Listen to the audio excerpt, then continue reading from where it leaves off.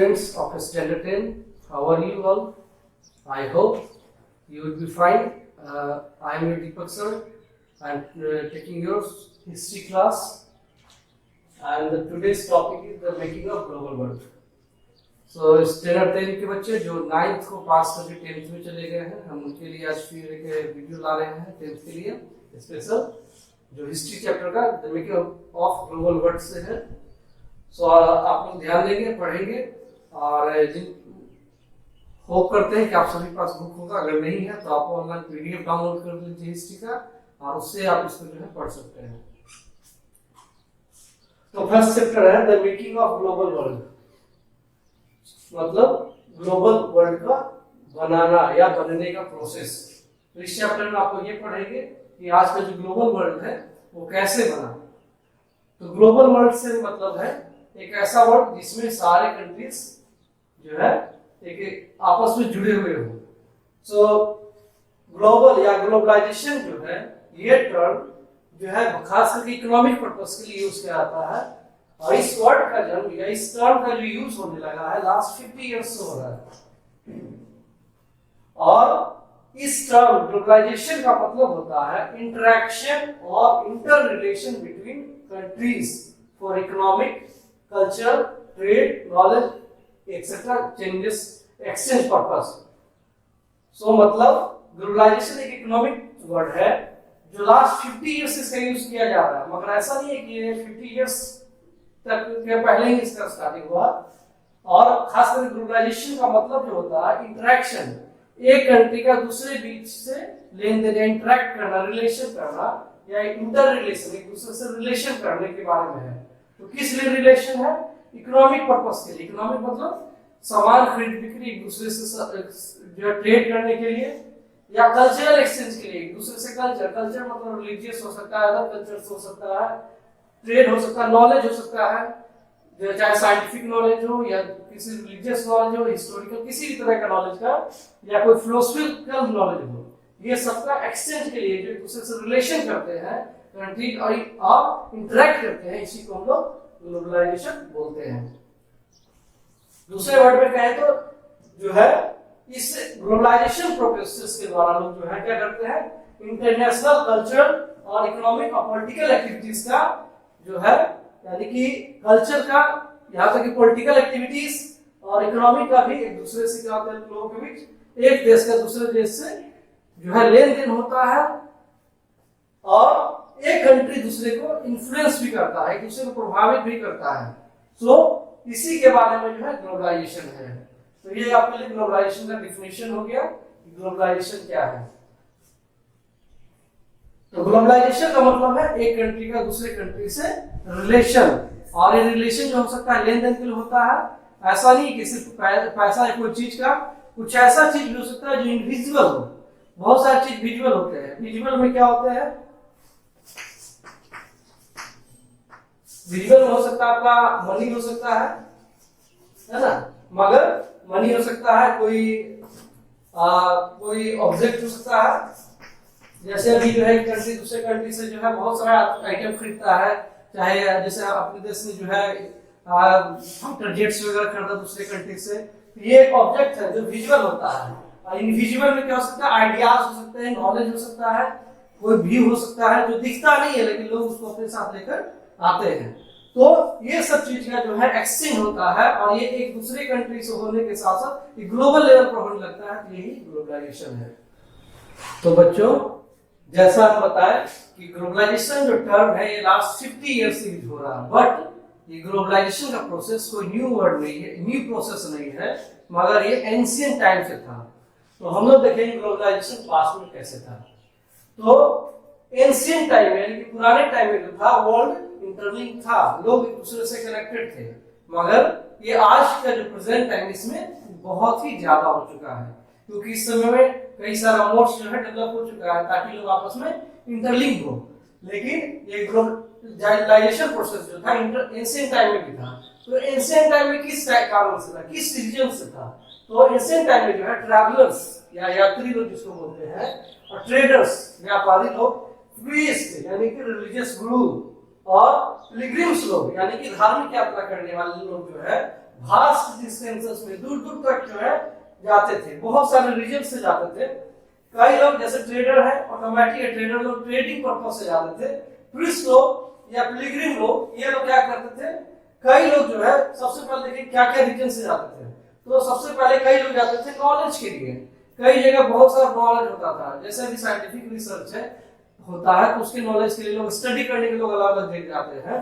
तो पुराने टाइम में जो नॉलेज होता था उसके लिए लोग जाते थे, जैसे रिलीजियस पर्पस का नॉलेज के लिए, यानी कि कोई धर्म, जैसे एग्जांपल के लिए इंडिया में बुद्धिज्म धर्म का जो है एस्टेब्लिशमेंट हुआ था और ये धर्म फैल कर चाइना में चला गया।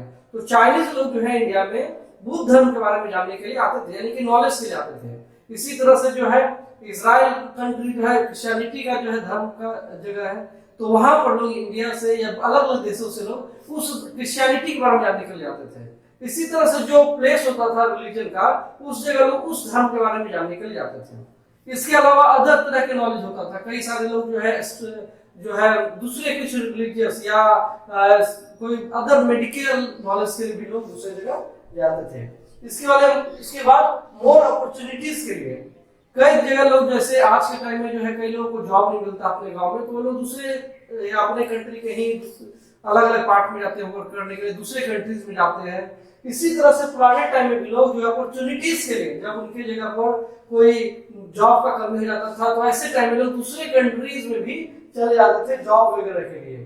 थर्ड होता है स्पिरिचुअल फुलफिलमेंट, यानी कि धार्मिक संतुष्टि के लिए लोग, कई जगह लोग जैसे जो अपने धर्म को मानते हैं, जैसे एग्जांपल के लिए क्रिश्चियनिटी का लेंगे तो Christianity all over the world में फैला हुआ है, मगर इसका जो स्टार्टिंग पॉइंट होता है इजराइल हुआ था। तो लोग जब धार्मिक यात्रा के लिए देखने के लिए कहाँ जन्म हुआ है तो वो लोग जाते थे वहां। इसी तरह से बुद्ध धर्म के लिए जो है इंडिया में लोग आते थे, ताकि जो है यहाँ पर उस जगह जगह घूम करके लोग आत्मा अपने मन को संतुष्ट करें। तो इस तरह से स्पिरिचुअल फुलफिलमेंट के लिए। फोर्थ जो है एस्केप फ्रॉम परसिक्यूशन, कई जगह अलग अलग धर्म के लोगों को सताया जाता था, जैसा कि हम आप लोगों को कुछ नाइन्थ में बताए थे कि कई जगह लोग जो है अलग अलग दूसरे धर्म के विचार वाले को एक्सेप्ट नहीं करते थे, तो ऐसे टाइम उन लोगों को लोग परेशान करते थे, सताते थे, तो वो लोग उस जगह पे छोड़ के दूसरी जगह चले जाते थे ताकि अपने आप को बचाए। इसी तरह से दूसरे भी तरह का प्रोसिक्यूशन हो सकता है कि रेशियल आधार पर होता हो प्रोसिक्यूशन, तो ऐसे टाइम में भी लोग बचने के लिए दूसरी जगह चले जाते थे। इस तरह से अलग अलग रीजन से जो लोग हैं अलग अलग कंट्रीज में अलग अलग प्लेसेस में ऑल ओवर द वर्ल्ड में लोग जाते थे। अब आप पूछिए क्या कुछ इसका एक एग्जांपल है, तो जैसे हम बता चुके रिलीजियस में और नॉलेज में आ से जाता है चाइना का फाहिम तिसांग, ये सब लोग इंडिया में आए थे, काफी टाइम रहे। और इसका एक एग्जांपल हम इंडिया से देखेंगे इंडस वैली सिविलाइजेशन का, कि उसके द्वारा भी कुछ प्रूफ मिलता है कि कैसे लोग अलग अलग प्लेस पर जाते थे और उसका कुछ प्रूफ भी है। तो बच्चों हम देख रहे हैं ग्लोबलाइजेशन का, क्या पास्ट में कुछ प्रूफ है या कुछ जानकारी का है। तो फर्स्ट देखेंगे तो 3000 BC में इंडस वैली सिविलाइजेशन जो एंशिएंट सिविलाइजेशन में से था, और जो अपने कंट्री का जो सिविलाइजेशन एंशिएंट सिविलाइजेशन है उसका वो है, तो उससे जो है इंटरलिंक का बहुत सारा प्रूफ मिला वेस्ट एशिया से, यानी एशिया के वेस्ट साइड से, अरब कंट्री से, इराक से, इजराइल से, है ना। और ये कैसे कनेक्टेड था? Through C.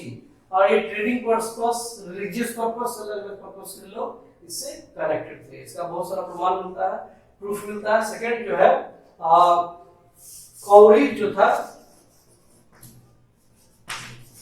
कौरीज जो है आप जानते हो सी सेल, व्हाइट तरह का होता है, जो समुद्री एक जीव होता है, उससे उसका वो सेल होता है, उसको जो है यूज किया जाता था करेंसी के रूप में, जो कई सारे कंट्रीज में होता था, एशिया में होता था, अदर कंट्रीज में होता था, और ये जो है मालदीव से चाइना तक ट्रेवल किया, और ये अफ्रीका वगैरह में भी, ईस्ट अफ्रीका में भी कौरीज पाया जाता था। इससे समझ में आता है कि ये सब कंट्रीज के बीच क्या होता था, इकोनॉमिकल रिलेशन था, क्योंकि करेंसी वहां यूज हो रहा है, और करेंसी क्या था? सीसेल था। तो इससे पता चलता है इनके बीच क्या था? ट्रेडिंग रिलेशन था।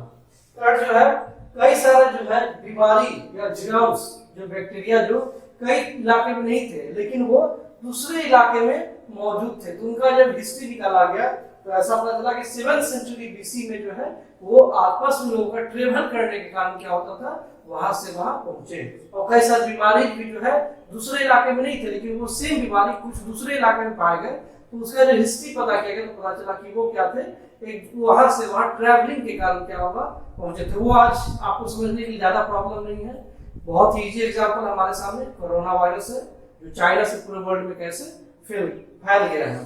तो इसका देखेंगे कि पहला एग्जांपल मिलता है इंडस वैली का, कॉरिस का, और थर्ड जो है बीमारी वगैरह का। अब हम देखेंगे कि जब लोग एक दूसरे से दूसरी जगह ट्रैवल करते थे, कौन कौन ट्रैवल करते थे, फीस्ट करते थे, ट्रेडर्स करते थे, कई सारे लोग जो नॉलेज सीकर होते थे, यानी ज्ञान का खुद तलाश करने वाले, ऐसे लोग ट्रैवल करते थे। तो जब ये ट्रैवल करते थे, ट्रैवल के दौरान क्या लेकर जाते थे? सपोज अगर आप किसी दूसरी जगह जा रहे हो, अगर बगल के जिले जा रहे हो तो आपका सामान जो होगा अलग होगा, लॉन्ग डिस्टेंस जा रहे तो अलग होगा। तो इसी तरह जब ये लोग दूसरे कंट्रीज जाते थे तो उनके पास भी बहुत सारा ऑब्जेक्ट्स वो लेकर जाते थे, जैसे आप जाते हैं। तो ऑलरेडी हम पता है कि दो तरह का ऑब्जेक्ट्स होता था, विजुअल और इनविजुअल। तो विजुअल ऑब्जेक्ट्स में क्या हो जाता था, तो वो हम सब देखेंगे।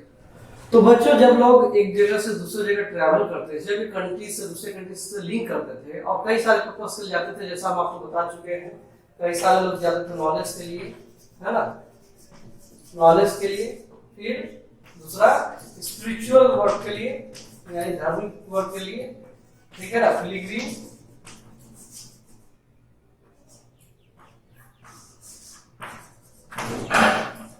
फिर पिलग्रिम्स के लिए जाते थे, ट्रेड के लिए जाते थे, ऐसे अलग अलग पर्पस के लिए लोग, डिफरेंट पर्पस के लिए लोग जाते थे। ये सब पर्पस होता था लोगों का, ट्रैवलिंग का पर्पस होता था। जब वो लोग ट्रैवल करते थे अपने साथ साथ, तो वो लोग कई सारी चीजें अपने साथ लेकर जाते थे, है ना। सो वो क्या होता था, पहले जब लोग एक देश दूसरे जगह जाते थे, गुड्स लेकर जाते थे, जो उनका सामान होता था, जो नीड्स का चीज होता था। हो सकता है अगर कोई ट्रैवल करने जाएगा, ये जरूरी है कि कुछ दिन का खाने का सामान जरूर लेकर जाएगा, क्योंकि रास्ता में मिलेगा नहीं मिलेगा। तो ये होता था गुड्स, जो वो खाने का सामान, या फिर जो ट्रेडर्स लोग होते थे, वो गुड्स मतलब सामान, जो भी सामान हो गया, कुछ लोग खाने का चीज हो सकता है, जो व्यापारी लोग होते थे वो व्यापार को ऑब्जेक्ट्स लेके जाते थे। सपोज एक जो है फूड आइटम बेच रहा, फूड आइटम मतलब जो है ड्राई फ्रूट्स बेच रहा, तो वो अपने साथ ड्राई फ्रूट लेकर जाएगा सेलिंग के लिए। और क्लोथ का ट्रेड कर रहा तो क्लोथ लेकर जाएगा। कोई अदर ऑब्जेक्ट्स है जिसका भी ट्रेड कर रहा है, तो वो गुड्स अपने साथ लेके जाएगा, जो यानी कि जो सामान होगा, जो व्यापार का सामान होगा, और जो दूसरा जो उनका यूज का सामान होगा, यानी कि कपड़ा। अगर आप दूसरे कंट्रीज में जाएंगे तो अपने पास क्या करेंगे, कुछ कपड़े लेकर जाएंगे अपने खुद का यूज के लिए। फिर जो सामान, अगर आप ट्रेडर है, व्यापारी है, तो आप जो है उस ऑब्जेक्ट को भी लेके जाएंगे जो आप उसको सेल करना चाहते हैं, जिसका आप ट्रेड करना चाहते हैं। तो जब लोग एक साथ एक जगह से दूसरे साथ लेकर जाते थे, तो ये लेकर जाते थे गुड्स। दूसरा आता था उनका मनी लेकर जाते थे, जिस करेंसी को वो लोग यूज करते थे, जो पैसा यूज करते थे। और पुराने टाइम जो पैसा होता था दो तरह का होता था, एक होता था जिनका वैल्यू होता था, यानी कि गोल्ड। जैसे गोल्ड है, अगर वो मनी के रूप में यूज हो रहा है तो उसका एक वैल्यू है जो ऑल ओवर कंट्रीज सेम है। लेकिन दूसरे होते थे जो किसी एरिया में, पार्टिकुलर एरिया में ही उसका वैल्यू होता था। फॉर एग्जाम्पल, अगर 100 रुपीज इंडियन रुपीज है, 100 रुपीज का इंडिया करेंसी है, तो इसका वो उसका 100 रुपीज के बराबर उसका वैल्यू नहीं है, मगर गवर्नमेंट ने उसको ऑथराइज किया, इसलिए उसका वैल्यू 100 रुपीज है। तो इसी तरह से कुछ चीज जो लोग यूज करते थे, कौड़ी अगर यूज करते थे तो कौड़ी का ऑटोमेटिक है कि उसका कोई वैल्यू नहीं है, मगर उस पर्पस में ट्रेडिंग उसका वैल्यू दिया जाता था। तो दो तरह का मनी होता था, ऐसा जो वैल्यूएबल मनी होता था, जिसका वैल्यू होता था, जैसे गोल्ड हो गया। दूसरा जो है सिंबॉलिक मनी होता था, जैसे कौड़ी है या कुछ ऐसा ऑब्जेक्ट है, सील टाइप का कुछ मनी है। तीसरा जो लेकर जाते थे लोग, होता था वैल्यूज, जो उनके वैल्यूज होते थे, बहुत सारा जो सिस्टम होता था, आचार व्यवहार या मॉरल वैल्यूज जिसको बोलेंगे। जैसे अपने यहाँ मॉरल वैल्यू क्या है, बड़े हैं तो बड़े के सामने रिस्पेक्ट देना है, छोटों के साथ जो है प्यार से पेश आना है, माँ बाप का जो है आदर करना है। ऐसे कई सारे वैल्यूज है, हमारे यहाँ कस्टम है, कई सारे रीति रिवाज है कि महिलाओं के लिए है कि बड़े के सामने जो है सिर पे आंचल रख लेना, हम लोग के लिए है कि बड़ों के सामने सही से बैठना। तो ये सब बहुत सारी वैल्यूज होता है। इसके अलावा कई सारे रीति रिवाज भी होता है, ये होता है वैल्यूज है। फोर्थ हो जाता है स्किल में। स्किल मतलब क्या होता है, जो हमको आता है, कुछ करने का जानकारी है। एक अगर लकड़ी का काम करना तो उसका लकड़ी का कारपेंटरी का स्किल है, टीचिंग स्किल हो सकता है, उस समय में जैसे कोई मेटलिक वर्क का स्किल हो सकता है। तो ऐसे कुछ भी स्किल जो होता है वो लोग लेकर जाते हैं। तो हम लोग बात करें कि क्या क्या चीज लोग लेकर अपने साथ जाते हैं। तो स्किल हो सकता है, उसका होता है आइडिया, कुछ आइडिया है आपके पास, कुछ सोच है कि ये काम ऐसे होना चाहिए। तो ऐसी आइडियाज भी आप जब कहीं जाते हैं तो आपके साथ साथ जाता है। इसी तरह से अगर कोई इन्वेंशन है, सपोज अगर हमारे यहाँ कुछ नया चीज रिसर्च हुआ है और अगर हम कहीं जाएंगे तो उसका जानकारी या उस चीज को अगर कॉमनली यूज किया जाता है तो वो भी हम लेकर जाएंगे। क्योंकि पहले आज की तरह जो है कम्युनिकेशन का सिस्टम डेवलप नहीं था, तो ऑटोमेटिक था कि जो एक जगह इन्वेंशन होता था उस इन्वेंशन उस इलाके में उस कंट्री में बहुत ज्यादा यूज हो रहा हो, लेकिन दूसरे वर्ल्ड में उसका यूज नहीं था। तो ऐसे टाइम में लोग क्या करते थे कि अगर कोई यहाँ से जा रहा है तो ऑटोमेटिक है कि वो अपना उस इन्वेंशन का चीज को भी लेकर जाएगा। ये जरूरी नहीं कि इन्वेंशन बहुत बड़ा कोई ऑब्जेक्ट हो, मगर एक छोटा छोटा इन्वेंशन भी हो सकता है। तो ऐसे भी जो चीज होते थे उसको लोग लेकर के दूसरे जगह जाते थे और उसको फिर दूसरे जगह ये पहुंच जाता था इस तरह से। और इसके बाद होता है जर्म्स। जब आप कोई कहीं जाते हैं तो आपके साथ जो बीमारी है, जो बैक्टीरिया, जो जर्म्स आपके अंदर है, वो भी आप लेकर जाते हैं। और ये नेचुरल बात होता है, आप इसको खुद कैरी नहीं करते हैं। कुछ चीजें आप जो है जानबूझ के कैरी कर सकते हैं, जैसे गुड्स है, जो विजुअल चीज है, गुड्स है, मनी है, ये सब है। लेकिन कुछ इनविजिबल चीज आप कैरी करते हैं जो नेचुरल आपके साथ चले जाएगा। अगर आप कहीं जाते हैं तो आपका जो तरीका है, तौर है, ये सब नॉट नेचुरल चले जाएगा। अगर आप कहीं जाते हैं आपके साथ बीमारी है, आपके अंदर कोई बीमारी है, तो वो भी आपके साथ साथ चले जाएगा। और ये चीज आज एग्जाम्पल में देख सकते हैं, कोरोना वायरस। आप चाइना से लोग जा रहे हैं, एक जगह से दूसरे जगह जा रहे हैं, तो लोग खुद बीमारी लेकर नहीं जाना चाहते, उस वायरस को लेकर नहीं जाना चाहते, लेकिन नेचुरली उनके साथ वो कैरियर हो जा रहा है। तो इस तरह से लोग जब कहीं एक जगह से दूसरी जगह सेम टाइम में लोग जाते थे तो इतने चीजों को लेकर जाते थे और ये चीज एक जगह से दूसरी जगह इस तरह से पहुंच जाता था। तो फिर से रिपीट कर दे, गुड्स लेकर जाते थे, मनी लेकर जाते थे, वैल्यूज जो उनका रीति रिवाज, संस्कृति, कल्चर जो होता है, स्किल, कोई चीज करने का तौर तरीका, ट्रेड आइडियाज, जो उनके पास कुछ आइडिया है, फिर इन्वेंशन जो कुछ उन्होंने रिसर्च किया, तलाश के कोई नया चीज बनाया, और जर्म्स, ये सब चीज जो है लोग एक जगह से दूसरी जगह लेकर के जाते थे। और इस तरह से जो है एक कंट्री से दूसरी कंट्री तक ये पहुंच गया। तो इन चीजों को हम फिर देखेंगे आगे के चैप्टर में, यही सब चीज देखेंगे कि ये कैसे पहुंचा और इसका एग्जाम्पल। और ये सब चीज जो है ग्लोबलाइजेशन में रोल प्ले किया। ग्लोबलाइजेशन मतलब एक चीज से दूसरी जगह पर ये सारे चीज का पहुंचना। इसके अलावा ये आइडियाज में जरूरी नहीं कि जैसे एग्जाम्पल हम आइडिया का लेते हैं, तो आइडिया में वो हो सकता है कि रूलिंग पॉलिटिकल आइडियाज हो। पॉलिटिकल आइडिया मतलब कहीं पर जो होता था ज्यादातर मोनार्कियल रूल था उस टाइम में, और किस कुछ इलाके में डेमोक्रेटिक टाइप का प्लेस हो, कंप्लीटली डेमोक्रेसी नहीं डिस्चार्ज है, लेकिन उस टाइप का गवर्नमेंट होता था। तो ऐसे भी आइडिया लोग दूसरी जगह पहुंचते थे तो उनके पास साथ चले जाता था। तो इस तरह से ये सब चीज लोग आपस में एक जगह से दूसरी जगह कैरी करते थे, और ये सब चीज क्या किया, ग्लोबलाइजेशन में एक बहुत बड़ा रोल प्ले किया। तो इसको अभी हम और कंटिन्यू करते आगे। तो बच्चों ऑलरेडी बता चुके कि ट्रेडिंग और अदर पर्पस के लिए लोग एक जगह से दूसरी जगह ट्रेवल करते थे। तो नेक्स्ट बात है कि वो ट्रेवल कैसे करते थे। तो ट्रेवलिंग का मोड जो भी का मोड है वो उस टाइम में नहीं था। बेसिकली टू मोड्स यूज होता था। पहला होता था बाय लैंड होता था और दूसरा होता था बाय सी।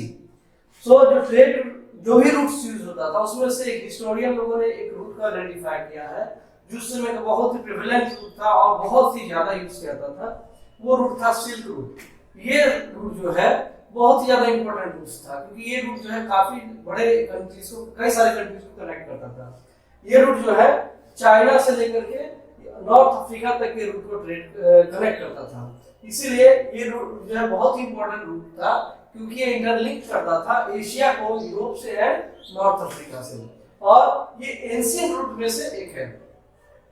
इस रूट के द्वारा जो है, अब आप पूछेंगे कि रूट का जो है नेम सिल्क रूट क्यों है, तो नेम से ही समझ में आता है कि सिल्क रूट है, यानी कि सिल्क का ये ट्रेड होता था। जैसा कि चाइना जो है सिल्क बनाने का जो आर्ट होता है, जो स्किल होता है, उसमें सबसे पहले जो नॉलेज आया था वो चाइना को। वो सिल्क से बहुत ही बेहतर तरीके से जो है कपड़ा बना सकता था, और इस बनाने का जो टेक्निक जो था वो चाइना के पास था। इसलिए दूसरी कंट्रीज को इसके का डिमांड बहुत ज्यादा था, चाइना सिल्क कपड़े का, किंग लोग के जगह पर और अदर पर्पस जो रिच लोग होते थे उसको पहनने के लिए। तो इसीलिए सिल्क का ट्रेड करने के लिए जो है लोग आते थे चाइना में, और चाइना से सिल्क खरीद करके वापस लेकर जाते थे। और तो जिस रूट के द्वारा सिल्क का ट्रेड होता था उसी रूट को सिल्क रूट बोला जाता है। तो ये रूट जो होता था एशिया, यूरोप और नॉर्थ अफ्रीका को कनेक्ट करता था। ये रूट जो था एंशिएंट ट्रेड रूट था जो सिल्क ट्रेड के लिए यूज होता था। मगर इसका मतलब ये नहीं कि ओनली सिल्क का ही इसके द्वारा ट्रेड होता था, मगर दूसरे गुड्स या दूसरे आइटम्स भी होता था, जैसे चाइनीज पोर्ट्री, चाइनीज का जो बर्तन होता है वो भी बनाने का चाइना के पास कला था, जो काफी सुंदर लगता है दिखने में। तो इस पोर्ट्रीज का भी जो है ट्रेवल करता था चाइना से। इसके अलावा इंडियन स्पाइसेस, जैसा कि आप लोग जानते होंगे, इंडिया में जो स्पाइसेस, खास करके साउथ इंडिया में जो केरला है, तमिलनाडु, इस इलाके में बहुत ज्यादा स्पाइसेस होता है, जो बहुत अच्छे स्पाइसेस होते हैं। तो ये स्पाइसेस दो पर्पस के लिए होते हैं, फूड के लिए और हर्बल पर्पस यानी मेडिसिनल पर्पस के लिए भी। तो इन स्पाइसेस का demand all over the world था, तो ये स्पाइसेस भी इंडिया से जो है ट्रेवल करते थे। इसके अलावा इंडियन टेक्सटाइल, इंडिया का जो है चरखा से जो कपड़ा बनाने का तरीका था, ये भी इंडिया ने डेवलप किया था, ऐसे दूसरी कंट्रीज में नहीं था।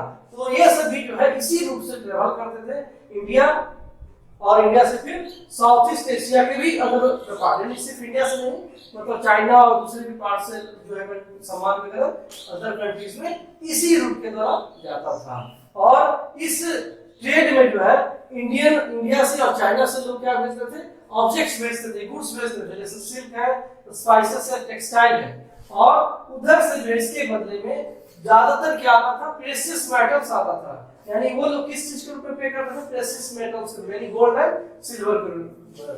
तो ये जो है एशिया में यूरोपियन कंट्री से जो है गोल्ड और सिल्वर भेजा जाता था, और यहाँ से जो है वो लोग खरीदते थे सिल्क, है ना, precious spices, Indian precious spices, Indian spices, textile, ये सब खरीद करके वो लोग जो है लेकर जाते थे। और इसके द्वारा इधर ट्रेड होता था, इस रूट का बेसिकली ट्रेड से रिलेटेड होता था। तो हम एक बात बताएं आप लोगों को कि जब कोई व्यक्ति कहीं जाता है, कोई व्यक्ति कहीं ट्रैवल करता है, क्योंकि लोग ही इसमें ट्रैवल करते थे सामान खरीदने के लिए, तो अपने साथ साथ बहुत सारे विजुअल ऑब्जेक्ट प्लस इनविजुअल ऑब्जेक्ट्स जो है लेकर जाते थे। तो विजुअल ऑब्जेक्ट्स आप देखिए गुड्स होता था, इनविजुअल में क्या लेके जाते थे लोग, तो अपने साथ लोग कल्चर लेके जाते थे, अपने वैल्यूज लेके जाते थे। तो इसीलिए इस रूट के द्वारा जो है नेचुरल बात था कि ट्रेड के साथ साथ कल्चर लिंक भी हुआ, यानी कि कल्चर का स्प्रेड हुआ। इसमें से जो कल्चर में देखेंगे तो रिलीजन का बहुत ज्यादा, बहुत सारा बात पाएंगे। इंडियन कल्चर और चाइनीज कल्चर में बहुत सारी सिमिलरिटी है ना, या इंडियन रिलीजन वहां फैला हुआ। इसी तरह से कुछ कल्चर सिमिलरिटी भी पाया जाता है, क्योंकि ये इसी रूट के द्वारा उधर पहुंच गया। तो इसी तरह से इस रूट का जो है ट्रेडिंग पर्पस के अलावा दूसरे चीज के लिए भी हुआ, वो था रिलीजन को स्प्रेड करने के लिए। तो सबसे पहले क्रिश्चियनिटी का देखेंगे। क्रिश्चियनिटी जो है इसी रूट के द्वारा जो है क्रिश्चियन मिशनरी लोगों ने क्रिश्चियनिटी को फैलाया और दूसरे जगह प्रचार करने के लिए, और लोग क्रिश्चियन बने। इसके बाद बुद्धिज्म में, यानी बुद्ध धर्म जो है जो इंडिया से स्प्रेड हुआ चाइना में, और जापान दूसरे कंट्रीज में गया, वो भी इसी रूट के द्वारा गया। तीसरा इस्लाम रिलीजन यानी मुस्लिम रिलीजन, जब ये फाउंडेशन हुआ 6th सेंचुरी में, तो ये भी जो है इसी रूट को लोगों ने इस्तेमाल किया मुस्लिम रिलीजन को भी फैलाने के लिए। और ये रिलीजन जो है फिर ये अरब कंट्रीज से दूसरे कंट्रीज में, इंडिया दूसरे कंट्रीज में भी फैला। तो ये इस तरह से जो है बहुत रूट्स का यूज होता था ट्रेडिंग पर्पस के लिए। और इसी साथ ही साथ जो है कल्चरल भी जो है एक्सचेंज हो जाता था। ट्रेडिंग में सामान होता था। नेचुरल बात है कि जब लोग सामान खरीदने जाते थे, ट्रेडिंग के लिए जाते थे, तो अपने बहुत सारे तरीका भी लेके जाते थे। रिलीजन एक एग्जांपल है। इसी तरह हो सकता है उनका फूड, खाना बनाने का तरीका, बहुत सारा चीज खाना बनाने का तरीका हो सकता है, उनका वैल्यूज हो सकता है, लैंग्वेज के वर्ड्स हो सकते हैं।